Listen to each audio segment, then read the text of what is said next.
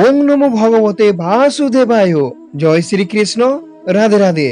বন্ধুরা, 2026 সালে 28 আগস্ট শুক্রবার এই দিনটিতেই পালিত হচ্ছে রাখি বন্ধন বা রাখি পূর্ণিমা, যেটি শ্রাবণ বা ভাদ্র মাসের শুক্লপক্ষের পূর্ণিমা তিথিতে পড়ে। সনাতন ধর্মের রাখি কেবল একটি সুতো নয়, এটিকে রক্ষা সূত্র বলা হয়। বৈদিক মন্ত্রচারণের মাধ্যমে বাঁধা এই সুতো ভাইয়ের চারপাশে একটি আধ্যাত্মিক ঢাল তৈরি করে, যা তাকে সমস্ত নেতিবাচক শক্তি থেকে রক্ষা করে। বোন যখন পরম স্নেহে ভাইরাতে সুতো বাঁধে, তখন সে ঈশ্বরের কাছে তার ভাইয়ের দীর্ঘায়ু ও মঙ্গল কামনা করে। অন্যদিকে ভাই নিজের জীবনে বিনিময়ে হলেও বোনের সম্মান ও সুরক্ষার শপথ নেয়। এটি সনাতন ধর্মের ত্যাগ এবং নিঃস্বার্থ ভালোবাসার এক সুন্দর দৃষ্টান্ত। সনাতন ধর্ম নারীকে মহাশক্তিরূপ হিসাবে সম্মান করতে শেখায়। রাখি পূর্ণিমা সমাজের বুকে এই বার্তাই দেয় যে প্রত্যেক নারীকে বোনের মতো সম্মান ও রক্ষা করা একজন পুরুষের পরম ধর্ম। এটি সমাজের নৈতিকতা, পবিত্রতা এবং ভ্রাতৃত্ববোধ গড়ে তোলার এক অন্যতম সুন্দর উৎসব। মৃত্যু দেবতা যমরাজ তার বোন যমুনার হাতে রাখি পরিয়ে এতটা মুগ্ধ হয়েছিলেন যে তিনি বর দিয়ে দিয়েছিলেন, যে ভাই এই দিনটিতে বোনের হাত থেকে রাখি পরাবে, যমরাজ তাকে দীর্ঘায়ু প্রদান করিবেন। এবং ভাগবত পুরাণে একটি অত্যন্ত সুন্দর ঘটনা রয়েছে। ভগবান বিষ্ণু যখন পাতাল লোকে রাজা বলির প্রাসাদে থাকতে বাধ্য হয়েছিলেন, তখন দেবী লোকে এক সাধারণ নারীর ছদ্মবেশে পাতালে যান। শ্রাবণ পূর্ণিমার দিনে তিনি রাজা বলির হাতে রাখি বেঁধে তাকে ভাই হিসাবে বরণ করেন এবং তার উপহার হিসাবে নিজের স্বামী বিষ্ণুকে বৈকুণ্ঠে ফিরে নিয়ে যাওয়ার বর চান। এই ঘটনা প্রমাণ করে যে বোনের পবিত্র ভালোবাসার কাছে মহাশক্তি ধর রাজাও মাথা নত করে দিয়েছিলেন। রক্তের সম্পর্ক হোক বা আত্মার, এই দিনটি মনে করিয়ে দেয় যে ভাই বোনের ভালোবাসা পৃথিবীর সবচেয়ে নিঃস্বার্থ সম্পর্ক, যেখানে ঝগড়া আছে কিন্তু বিপদের দিনে একে অপরের জন্য জীবন দেওয়ার সাহসও আছে। বোন ভাইয়ের দীর্ঘায়ু কামনা করে, আর ভাই তার বোনকে জীবনের প্রতিটি পদক্ষেপ সম্মান ও রক্ষা করার নীরব শপথ নেন।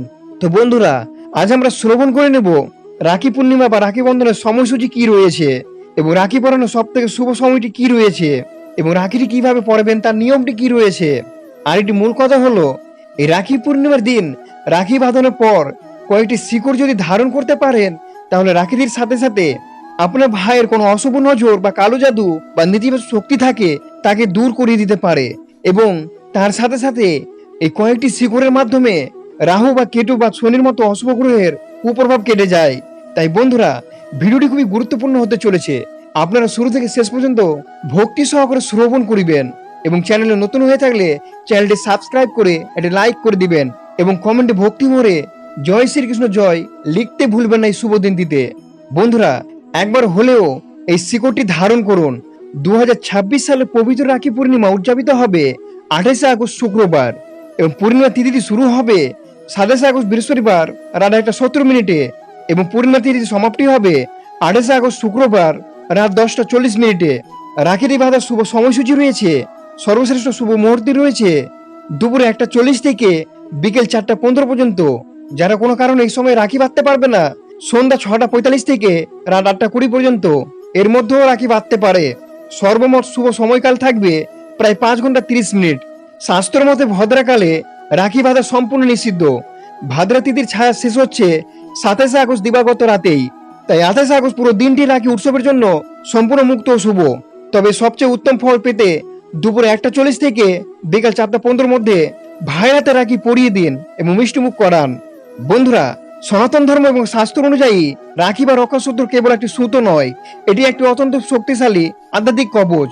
পবিত্র শ্রাবণ পূর্ণিমা তিথিতেই ভাইয়ের কবজিতে এই রাখি পরালে ভাইয়ের জীবন বহুমুখী সুফল নেমে আসে। যেহেতু দেবী লক্ষ্মী রাজা বলিকে রাখি পরিয়েছিলেন, তাই মনে করা হয় রাখি পরালে দেবী লক্ষ্মী ও ভগবান বিষ্ণু কৃপা লাভ হয়। বোনের আশীর্বাদ যুক্ত এই রক্ষাসূত্র ভাইয়ের হাতে থাকলে তার যে কোনো শুভ কাজে এবং কর্মজীবনে সফলতার সম্ভাবনা বহুগুণ বেড়ে যায়। বন্ধুরা, এরপর আমরা শ্রবণ করে নেব ভাইয়ের হাতে রাখি পরানো কয়েকটি নিয়ম। শ্রোতা বন্ধুরা, এই একটি শক্তিশালী দিনে আধ্যাত্মিক পরীক্ষার মাধ্যমে কয়েকটি সঠিক নিয়ম রয়েছে। নম্বর 1, সঠিক দিক এবং মাথার আচ্ছাদন। রাখি পরানোর সময় ভাইকে পূর্ব বা উত্তর দিকে মুখ করে বসান। ভাই এবং বোন উভয় মাথায় একটি পরিষ্কার কাপড় বা রুমাল রাখা উচিত। শাস্ত্র মতে পূর্ব বা উত্তর দিক হলো ঈশ্বর ও ইতিবাচক শক্তির দিক, যা রাখির শুভ শক্তিকে বহুগুণ বাড়িয়ে দেয় এবং পবিত্রতা বজায় রাখে। নাম্বার 2, কুমকুমের তিলক ও অক্ষত। রাখির থালিতে প্রদীপ এবং ভাঙা নয় এমন চাল সাজিয়ে রাখুন। প্রথমে ভাইয়ের কপালে 2 ভুরুর মাঝখানে কুমকুমের তিলক পরান। এবং তার উপরে কয়েকটি চাল দিন। কপালের এই স্থানটি হলো আজ্ঞা চক্র। এখানে তিলক পরালে ভাইয়ের আত্মবিশ্বাস, জ্ঞান এবং সঠিক সিদ্ধান্ত নেওয়ার ক্ষমতা বৃদ্ধি পায়। নাম্বার 3, 3 গিটের রহস্য বা ডান হাতের রক্ষাসূত্র। রাখি সবসময় ভাইয়ের ডান হাতের কবজিতে পড়াবেন। সুতো বাঁধার সময় পরপর 3টি গিট দেওয়া সবচেয়ে শুভ। প্রথম গিটটি ভাইয়ের দীর্ঘায়ুর জন্য, দ্বিতীয়টি বোনে নিজের দীর্ঘায়ুর জন্য এবং তৃতীয় গিটটি ভাই বোনের পবিত্র সম্পর্কে অটুট বাঁধনের জন্য দেওয়া হয়। এই 3 গিটটি ব্রহ্মা, বিষ্ণু ও মহেশ্বর আশীর্বাদ বহন করে। নাম্বার 4, আরতি ও অশুভ দৃষ্টি কাটানো। রাখি পরানোর পর প্রদীপ জ্বালিয়ে ভাইয়ের আরতি করুন। ঘড়ি কাটার দিকে থালিতে ঘুরিয়ে ভক্তি ভরে আরতি করুন। এর ফলে ভাইয়ের উপর থাকা যে কোনো নজর দোষ ও নেতিবাচক শক্তি বা অশুভ ছায়া দূর হয়ে যায় এবং তার পাশে একটি সুরক্ষিত বলয় তৈরি হয়। নাম্বার 5, মিষ্টি মুখ এবং সুরক্ষার শপথ। সবশেষে ভাইয়ের মুখে মিষ্টি তুলে দিন, যা আপনার সম্পর্কে চিরন্তন মিষ্টতা বজায় রাখার প্রতীক হিসাবে ব্যবহৃত হয়। ভাই বয়সের বড় হলেও বোন তার পা ছুঁয়ে আশীর্বাদ নেবেন, আর ছোট হলে বোন তাকে মাথায় হাত দিয়ে আশীর্বাদ করবেন। এই পবিত্র মুহূর্তেই ভাই তার বোনকে আজীবন সম্মান ও রক্ষা করার আন্তরিক শপথ গ্রহণ করবেন।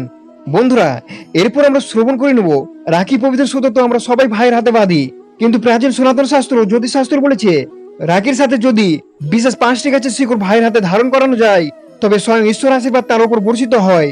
নাম্বার 1, তুলসী শিকড়। সনাতন ধর্মে তুলসীকে স্বয়ং দেবী লক্ষ্মীর স্বরূপ মানা হয় এবং এটি ভগবান বিষ্ণু অত্যন্ত প্রিয়। রাখির সাথে তুলসী শিকড় পড়লে ভাইয়ের চারপাশে একটি শক্তিশালী মহাজাগতিক বলয় বা অরা তৈরি হয়।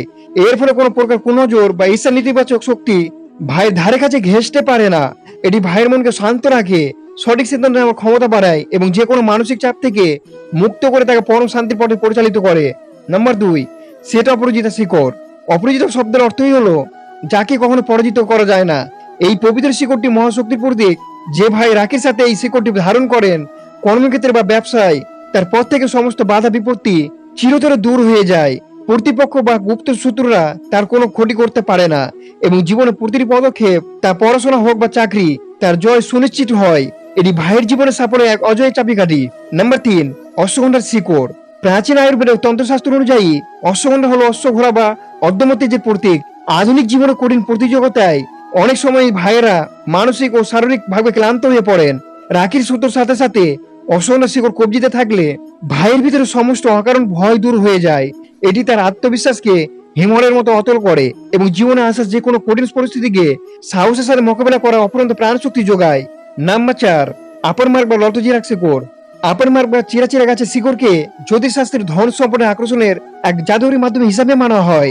এটি বুধ গ্রহের শুভ প্রভাব বৃদ্ধি করে, যা বুদ্ধি ও ব্যবসার কারক। ভাইরাতে এই শিকড় বাঁধলে তার আর্থিক জীবনের সমস্ত দুশ্চিন্তা কেটে যায়, আটকে থাকা টাকা ফেরত পাওয়া যায়, ব্যবসায় উন্নতি বা আয়ের নতুন পথ খুলে যায়। দেবী লক্ষ্মীর আশীর্বাদে ভাইয়ের জীবনে সুখ ও সমৃদ্ধির প্রভাব সর্বদা বজায় থাকে। নাম্বার 5, সেট আকন্দের শিকড়। সেট আকন্দের কাছে স্বয়ং ভগবান গণেশ বাস করেন বলে উল্লেখ করা হয়েছে, শাস্ত্রে উল্লেখ রয়েছে এবং এটি মহাদেবের অত্যন্ত প্রিয়। এই শিকড়টি রাখির সাথে সাথে ধারণ করলে ভাইয়ের জন্মছকে থাকা শনি বা রাহু বা কেতুর মতো অশুভ গ্রহের কুপ্রভাব থেকে মুক্তি মেলে। এটি যে কোনো আকস্মিক বিপদ বা দুর্ঘটনার হাত থেকে ভাইকে রক্ষা করে এবং ভগবানের শিবের আশীর্বাদে তার জীবন সর্বদা সুরক্ষিত ও নিরাপদ থাকে। রাখি বাঁধানোর পর এই বিশেষ শিকড়গুলো ভাইরাতে কিভাবে ধারণ করতে হবে? রাখি পূর্ণিমার আগের দিন কিংবা পুজোর দিন সকালে স্নান সেরে শুদ্ধ হয়ে পবিত্র মনে নির্দিষ্ট গাছ থেকে সামান্য শিকড় সংগ্রহ করতে হবে। এরপর শিকড়গুলোকে ভালো করে গঙ্গা জল বা কাঁচা দুধ দিয়ে ধুয়ে শুদ্ধ করে নিতে হবে।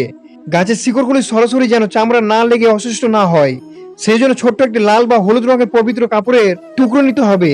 ওই কাপড়ের মধ্যে দিয়ে শিকড়টি রেখে একটি মাদুলি বা ছোট তাবিজের মতো অথবা সুতো দিয়ে সে সুন্দর করে পেঁচিয়ে একটি ছোট পোটলা বা কবচ বানিয়ে নিতে পারেন। প্রথমে স্বাভাবিক নিয়মে ভাইয়ের ডান হাতে কবজিতে কুমকুমের তিলক পরিয়ে আরতি করে এবং মিষ্টি মুখ করিয়ে মূল রক্ষাসূত্র বা রাখিতে ভক্তি ভরে বেড়ে দিন। রাখি বাঁধন সম্পূর্ণ হওয়ার পর ঠিক তার পাশেই রাখির সাথে সাথেই ওই শিকড় মোড়ানো লাল বা হলুদ কাপড়ের পোটলাটি ভাইয়ের ডান হাতের কবজিতে একটি পবিত্র সুতো দিয়ে বেঁধে দিন। আপনি চাইলে শিকড়টি সরাসরি রাখির সুতোর সাথে পেঁচিয়ে একসঙ্গে ভাইয়ের হাতে বাঁধতে পারেন, যাতে সেটিও দেখতে সুন্দর লাগে এবং একটি অলৌকিক কবচে কাজ করে। শিকড়টি ভাইয়ের হাতে পরানোর সময় মনে মনে তিরুমন্ত্রটি জপ করতে পারেন অথবা কেবল ইষ্টদেবতা বা ভগবান বিষ্ণু বা মহাদেবের নাম স্মরণ করে ভাইয়ের দীর্ঘায়ু ও মঙ্গল কামনা করতে পারেন। বন্ধুরা, এরপরে আমরা শ্রবণ করে নেব এই রাখি পূর্ণিমার দিনে ব্রত কথাটি কি রয়েছে। শাস্ত্রে বলা আছে, শ্রাবণ পূর্ণিমার এই পবিত্র দিনে যে ভাই বোন ভক্তি ভরে রাখি পূর্ণিমার ব্রত কথা শ্রবণ করেন তাদের জীবনে কোনোদিন অমঙ্গল প্রবেশ করতে পারে না। আর শ্রাবণ মাসে পবিত্র পূর্ণিমা তিথি সনাতন হিন্দু ধর্মে বলা হয় যে গৃহস্থ বা যে ভাই বোন আজকের এই পুণ্য লগ্নে রাখি পূর্ণিমার পবিত্র ব্রত কথা শ্রবণ করে তাদের জীবনে যমরাজে কোনো অভিশাপ লাগে না। স্বয়ং ভগবান শ্রীহরি মহাদেব তাদের পরিবারকে সমস্ত অশুভ শক্তির হাত থেকে রক্ষা করেন। তাই অত্যন্ত ভক্তি করে আজ আমরা শ্রবণ করব এই মহাশক্তিশালী ব্রত কথা, দেবরাজ ও ইন্দ্র ও দেবী শচীর রক্ষা কবচ। পৌরাণিক যুগের কথা, একবার দেবতা এবং অসুরদের মধ্যে এক ভয়ানক ও দীর্ঘস্থায়ী যুদ্ধ শুরু হলো। অসুরদের পরাক্রম তখন এতই প্রবল ছিল যে দেবরাজ ইন্দ্র সহ সমস্ত দেবতারা পরাজিত হতে লাগলেন। অসুরা স্বর্গরাজ্য দখল করে নেওয়ার উপক্রম করলো। প্রাণ ভয় এবং রাজ্য হারানোর আশঙ্কায় দেবরাজ ইন্দ্র দিশাহারা হয়ে পড়লেন। কোনো উপায় না দেখে তিনি দেবগুরু বৃহস্পতি শরণাপন্ন হলেন। গুরু বৃহস্পতি ইন্দ্রের দুর্দশা দেখে বললেন, হে দেবরাজ, আজ শ্রাবণ মাসে পূর্ণিমা তিথি, আজ আমি এক মহাযজ্ঞের আয়োজন করব। যজ্ঞ শেষে বৃহস্পতি মন্ত্রপুত একটি পবিত্র সুতো বা রক্ষা সূত্র তৈরি করলেন। এরপর ইন্দ্রের স্ত্রী দেবী শচী পরম ভক্তি ভরে স্বামীর দীর্ঘায়ু ও জয় কামনা করে সেই রক্ষা সূত্র দিয়ে দেবরাজ ইন্দ্রের ডান হাতে কবজিতে বেঁধে দিলেন। সেই সামান্য সূত্রের মধ্যে লুকিয়ে ছিল ঈশ্বরের অসীম শক্তি। এই পবিত্র সূত্র আলোকিক শক্তিতে দেবরাজ ইন্দ্র ফিরে পেলেন তার হারানো তেজ ও অদম্য সাহস। এরপর যুদ্ধে তিনি একাই অসুরদের পরাজিত করে স্বর্গরাজ্য পুনরায় উদ্ধার করলেন। সেই থেকে শ্রাবণ পূর্ণিমায় এই রক্ষা সূত্র বা রাখি বাঁধার পবিত্র প্রথা শুরু হলো। দ্বিতীয় অধ্যায়, দেবীলক্ষ্মী বা ধানবরজ বলির পবিত্র বন্ধন। রাখি সূত্র যে কেবল ভাইকে রক্ষা করে তা নয়, এটি ভাই বোনের এমন এক সম্পর্ক যা স্বয়ং ঈশ্বরকে হার মানায়। এর সবচেয়ে বড় প্রমাণ হলো মাতালক্ষ্মী ও দানবরাজ বলির উপাখ্যান।